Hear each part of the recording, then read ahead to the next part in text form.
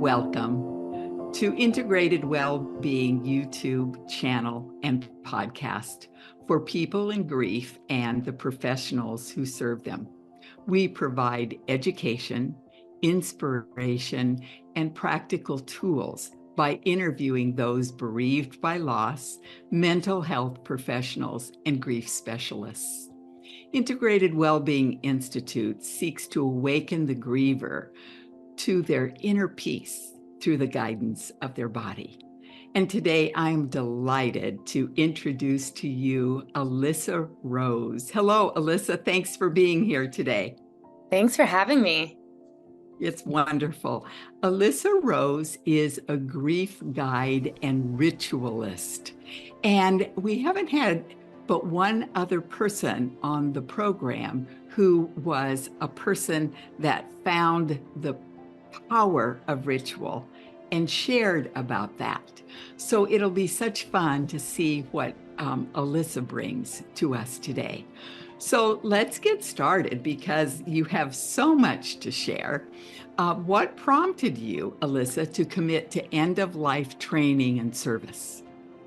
Yes, I have always been interested in the body, but I did not want to go to medical school the way I saw my dad do medical school. And I didn't know at the time that there were other ways in. So I went to art school. I went a totally different path and was always interested, though, by relationships with people and by the end of life stage. It took me a long time to kind of wind my way back, but I was very, very involved in the dying years of two women in my life, my grandmother and then an ex-partner's grandmother. And it was really, really powerful to be a part of the family and care team supporting each of them through the process. And it was very eye-opening to witness how different the experiences were based on the ability to accept or deny what was happening from the care team. The families that could understand that this was happening and come together to walk her through the end of her life together, created a really beautiful space and a really deeply connective time. And then there were other experiences where there was big denial and fear around what was happening in the dying person, but also her family.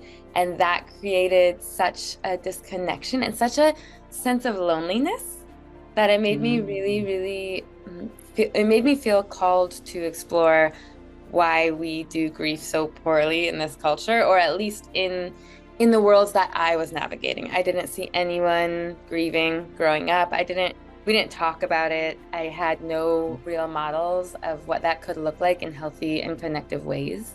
So it was these two women that I was involved with through that time that really piqued my interest and got me going down a self-study in a strong way. And then here in Portland, I started reaching out to all of the death doulas I could find and asking if I could have coffee with them and learn everything about their practice, and started volunteering with hospice and with End of Life Choices Oregon, and went back to school for massage so that I could do massage with hospice.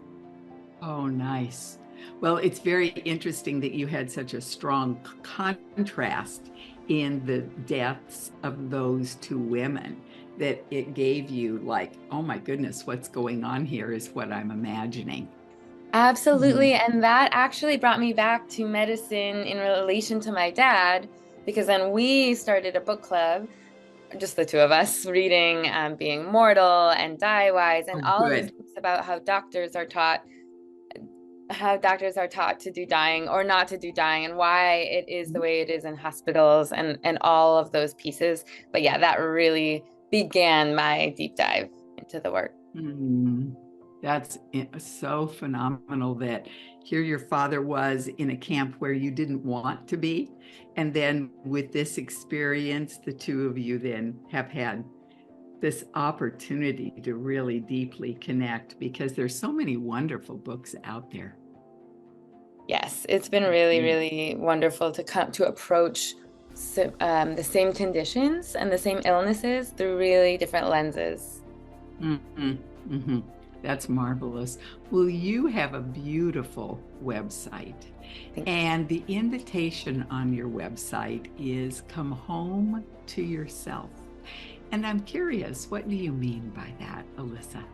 Yeah, this is something I think of all of the time, and I feel that there's a lot of suffering can come from grasping, external grasping, and fear and anxiety around uncertainty Mm, and around not feeling in control. right. So when we come back home to ourselves, um, I'm so interested in, yes, helping turn people back inward so that when we are looking for an authority to tell us what to do or how to be, or we're looking for some anchors to make us feel secure, that we can look and go inward deeply for that Mm, because there most things are uncertain and realistically we have very little control over things, and so the more that we build trust within ourselves that we have got ourselves and that we can trust ourselves to take good care and to take inspired action, the mhm, more we can minimize the fear and anxiety of our world, which is completely dynamic and unpredictable and uncertain. mhm, So, yeah, so this coming home to the self feels really, really key to healing and to just walking in a good way through our lives. For me, this incorporates the body in a really big way because the mind is very loud and often in the past or the future, mhm. worrying, planning for the future, or churning on the past. And so if we're wanting to come to the self and come to the present, I really believe we do that through the body. That's beautiful. And that's exactly what Integrated Wellbeing Institute believes as well, because for us, home is well-being, something that each of us brings into this world. But with all of the noise and the distractions out there, we don't keep tuned in to hear. So I love the simplicity of come home to yourself. In fact, one of my Rubenfeld Synergy colleagues has come home to yourself as the name of her business. So when I Beautiful. read that on your website, it was like, oh, this is just so exciting. I was happy to see it. I really Mhm. was. And your website has two very intriguing headlines. One is Conscious Aging, Dying, and Grieving, and the other Somatic and Spiritual Healing. So, if you will please share with our audience more about what these mean and just Mhm. take it however you want to do it. Great. Yeah. So the idea for me of conscious aging, dying, and grieving really includes conscious living too, right? Like all of these stages are also a part of living. And I, again, really think of that as a focus on presence. So through the body, being as fully present as we can be through our moments, through the unfolding of each moment. And that does bring us again through the body into the present with awareness of the mind. We also love the thinking mind and it serves us in many amazing ways. So I do not mean to villainize that part of us, but to kind of turn the volume up on the heart and the intuition as we are also listening to the mind. So conscious aging, dying, and grieving is just through presence, but also with intention, with a strong intention, focusing our energy and attention towards what we are creating and where we're going. I work Mm, with a lot of people. I work with a lot of younger people who aren't really thinking about dying and grieving yet to consider their wiser self, their elder self, their wiser self, and to question who are we becoming. And mm, through all of these stages, conscious living, conscious aging, dying, and grieving, I'm thinking about where we're going and what's the felt experience of Mm-hmm. where we want to be. Like, how will we know when we've arrived there? How will we know when we are consciously dying? What are the guideposts towards that? Because we can spend all of our time being somewhere else through the mind, thinking our way outside of the present moment. So the process of dying and letting someone be dying. So often we are pressuring people to fight, like to keep fighting the disease or keep fighting to live, and we can miss the beauty of what's also happening through the dying process. I often think of watching kids grow up, and when kids are growing up, we're kind of like it's like building blocks. This human is being put together through the environment, through relationships, through all of these experiences.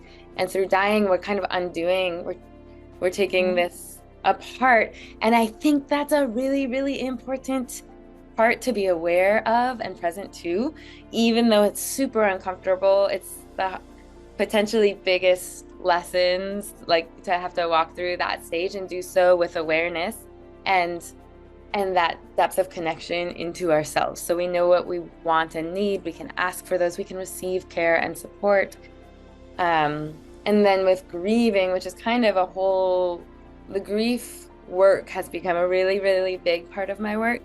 And so with conscious grieving, I'm just so curious about how do we, as modern people from all different backgrounds and experiences and villages and values, how do we come together and create something meaningful that honors our losses in the space together without a shared tradition?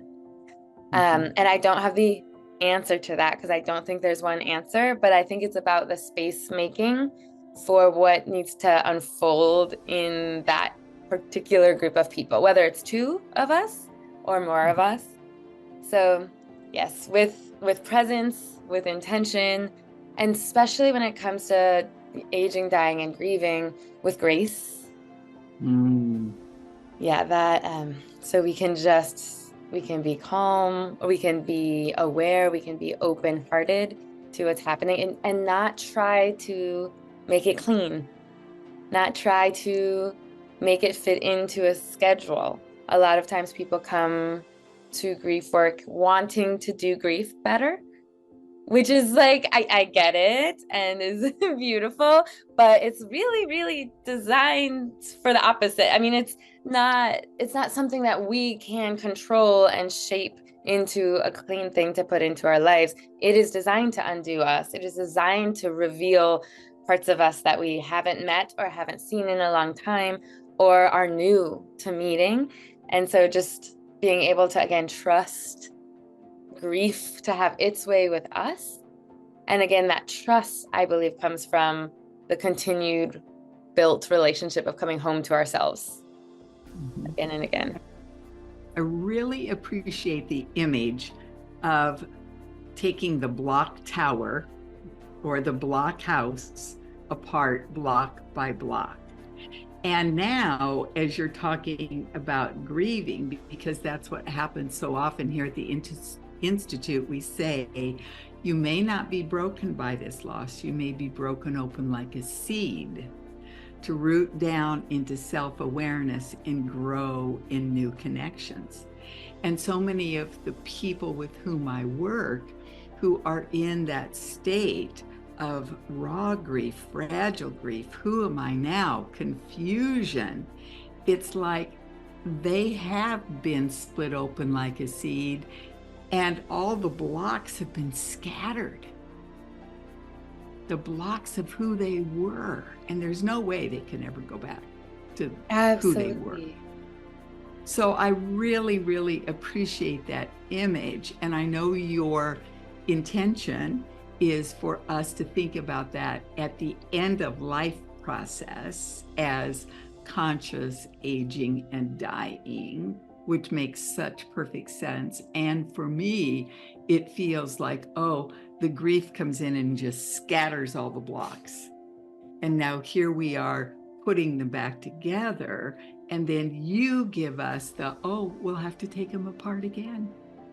Mhm. Oh, thank you. That's really cool. I love that image.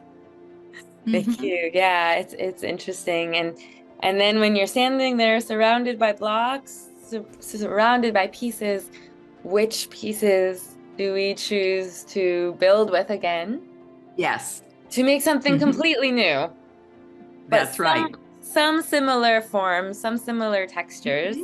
but also Hmm. creating something brand new. Yes. Yes. So tell us more about somatic and spiritual healing. What is your intention for sharing that on your website, Alyssa?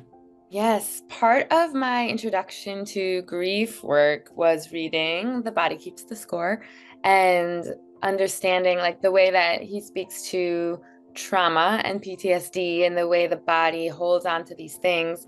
For me, it was a direct parallel to grief because losing a loved one is one of the most stressful experiences. And that's just one form of grief, grief associated to a physical death.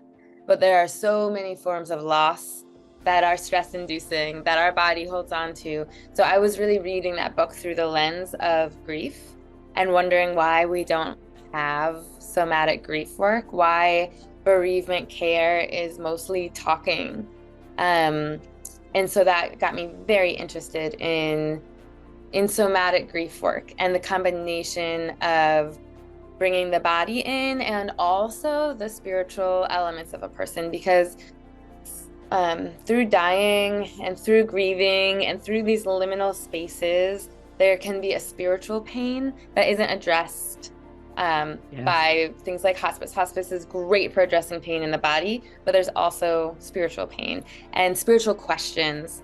And so addressing the body and the spirit in healing and in grief work specifically feels like a really core ingredient to Hmm. being able to look at all those pieces and put them into a new form and to find our own footing in a totally new world because we aren't going back to normal.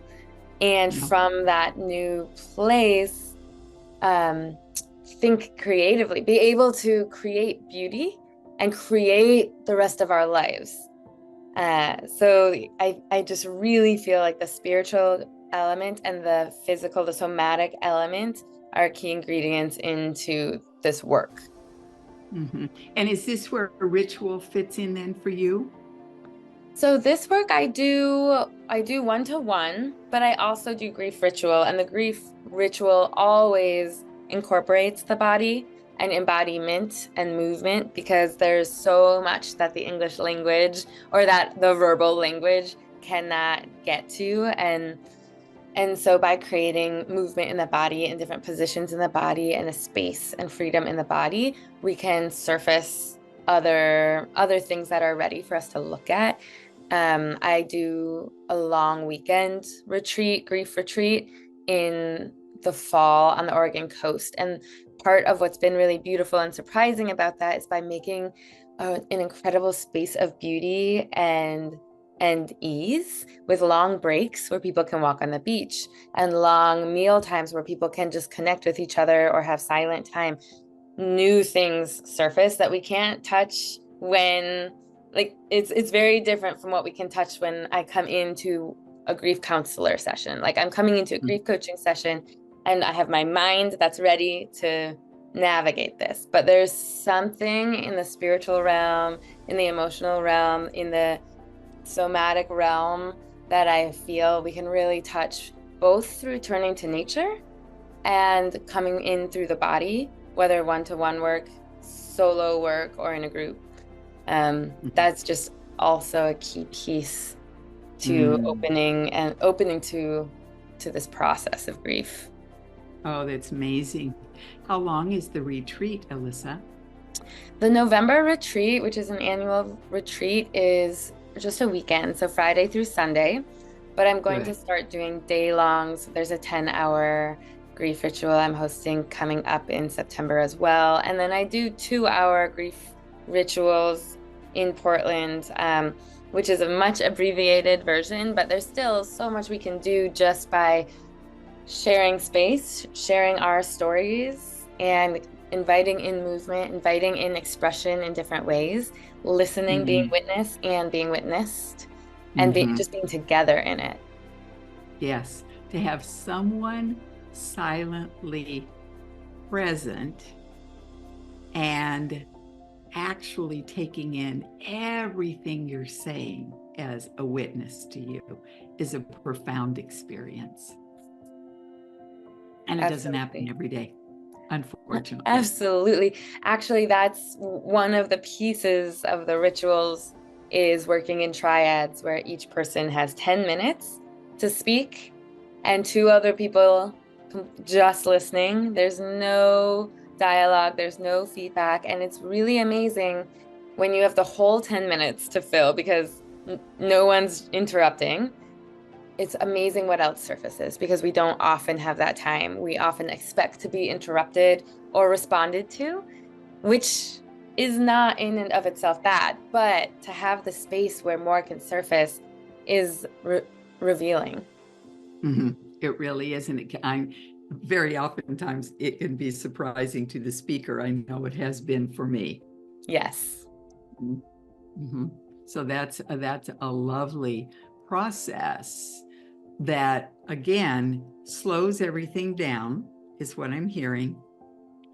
There's a spaciousness there, and there are no expectations. Whatever comes up and out is what is. Absolutely. Mm-hmm. That's lovely.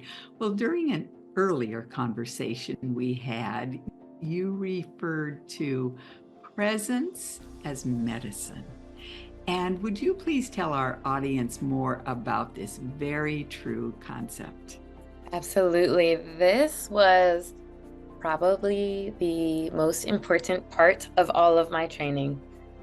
And I heard it expressed in my hospice training as you are the medicine. And Mm. as a hospice volunteer, I could literally do nothing except be present. I could not help someone eat, help someone get up if they fell. I couldn't help in the ways we think of action-oriented help. I couldn't do anything, quotes around do, because the presence was what I was doing. And it took so long to reorient around that. And I really feel by being a volunteer in hospice and continuing to walk in with that mantra and out and integrate that into my life in a wider way of my presence is quote unquote doing what's needed here as much as I can offer, and that it's active. Mm-hmm. The noticing, the paying attention is such a deep way of loving. And so yeah, that idea that you are the medicine, you're not in there to fix anything, change anything. It's how fully can I be with this person in what they're experiencing. I feel that so much with grief work for myself, but I'm also always talking to others who have friends and family who are grieving and they don't know what to do. They don't know what to say. And so often they won't say anything or they won't call or they're afraid they're going to make it worse, so they stay quiet.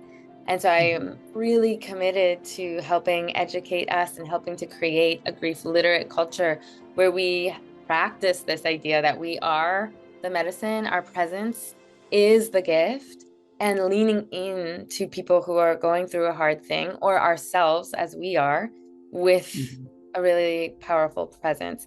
I'm very interested in the idea of presence as well and the idea of being with each other through hard and challenging times, because in therapeutic models, there is a desire to be neutral. Yes. And that's very important. And there's also a place when we are with friends and family and community in our grief where I'm not encouraging neutrality. I'm interested in letting ourselves be impacted, but Mm. maintaining a stance and an emotional response that is less than the person who is grieving or the person that we're supporting, because those roles can change easily and then the griever can become the caretaker.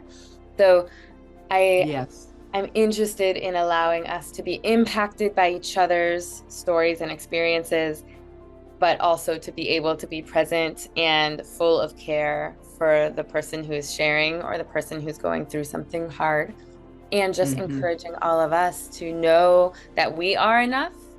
You don't need more qualifications before you call your friend or your family member who's going through something hard and just say, there's nothing to say, but I'm here. And I'm not here to fix you. I'm Mm-hmm. simply here to be with you. However long it takes, whatever it looks like. And that gives that person then, as you were talking about with the retreat, being able to talk for 10 minutes, it gives the person in grief freedom. Yes. Yes. Spaciousness. Ability to just be without judgment of another. Absolutely. So very, very, very important.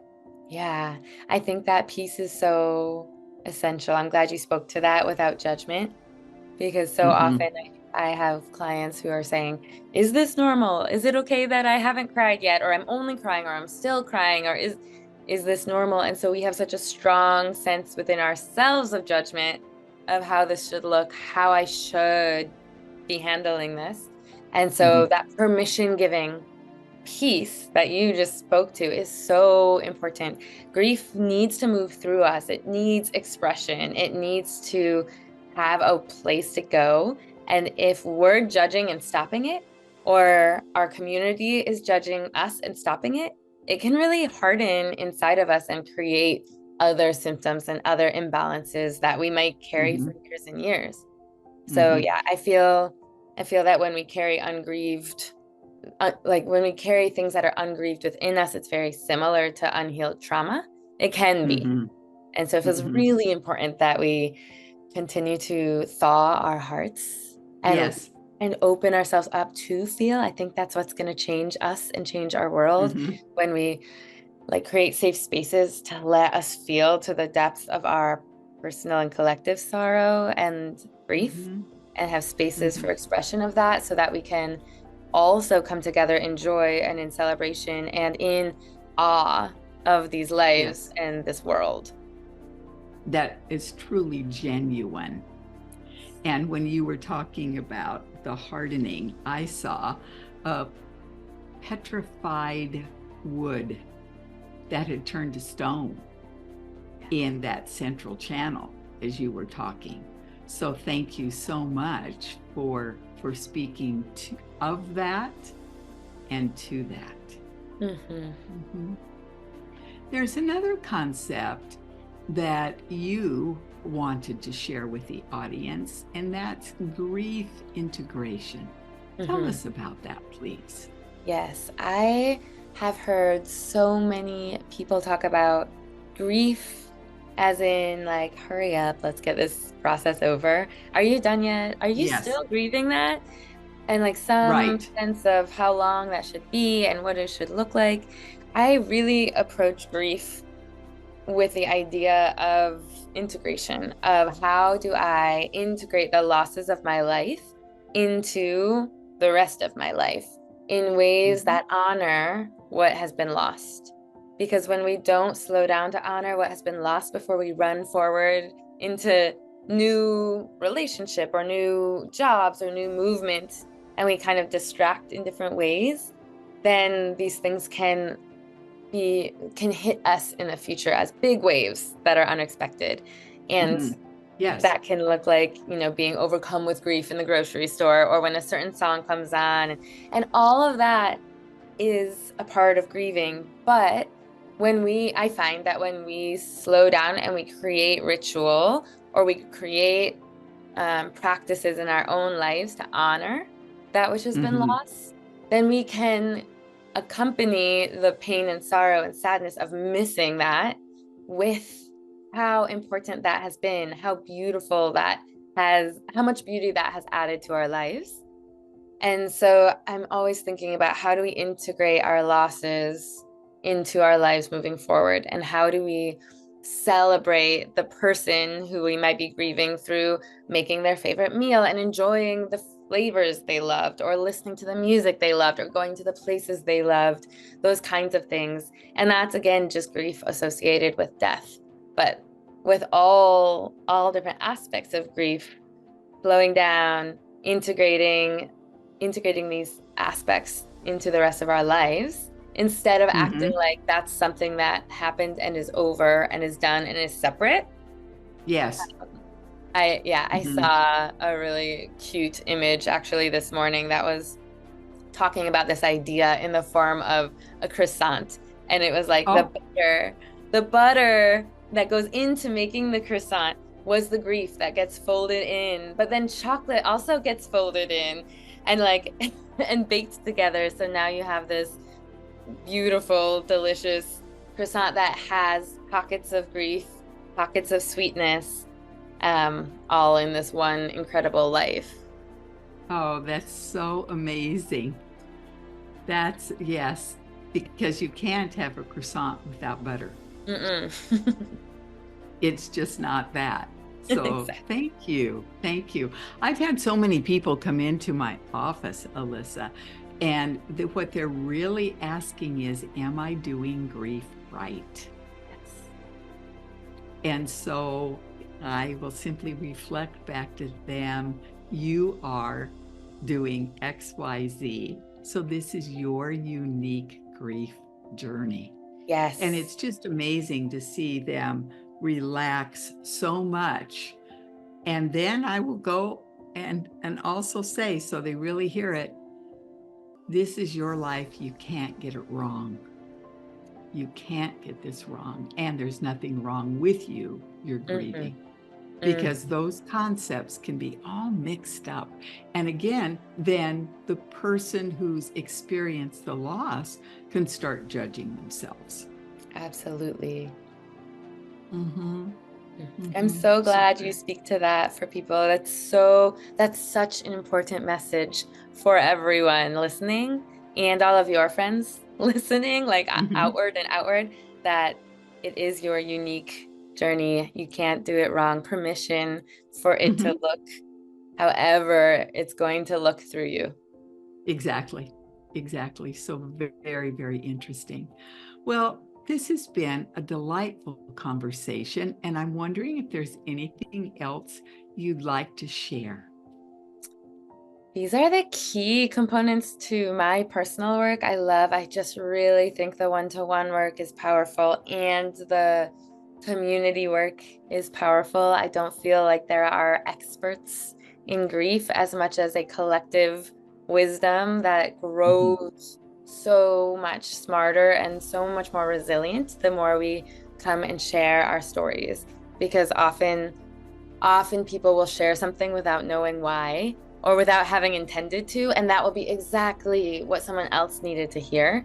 So just really, I encourage us to make spaces to talk about it, to make spaces where we feel safe and heard, and also can ask for containers to hold the depths of our hearts and to let us really feel to the depths of our own sorrow and sadness, because those things also touch into the gratitude and the beauty and the awe of our love and our lives.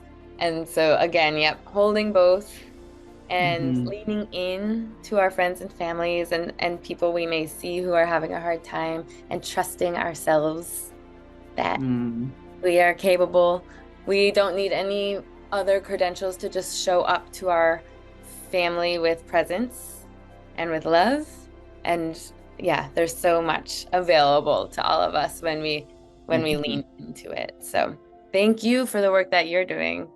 You're welcome. I so appreciate your passion to support our culture in moving from a grief illiterate culture to a culture of awareness and skillfulness with grief. And that's what I'm really hearing you're about, with all of these different facets. And it's so wonderful to see someone who is beginning their career where you are with that intention. So thank you. It's very, very interesting and important. So how do people contact you? Of course, we'll have contacts in the show notes below, but what's an easy way for people to contact you, Alyssa? Yes, so my website is alyssarosehealingarts.com. And my Instagram is Alyssa Rose Healing. Those are two really good places to contact me. And my email, alyssarosehealingarts@gmail.com. All right. Great. Great. Well, we'll make sure we've got all of those in the show notes where your biography will be and also your headshot so people can just do more research, because what you're talking about is the one-on-one, the community, and giving people the spaciousness to be however they are wherever they are, whichever modality they choose to work with you. So that's really very, very wonderful. Thank you. Thank you so much. Thanks for talking about this. This makes my day. I love learning more and connecting with people doing this work. So it's been really nice to chat with you. It's been wonderful because your passion and love and presence are just so palpable. And that's what the world can benefit from at this time, being very real and present. So take deep care and thank you so much. Thank you.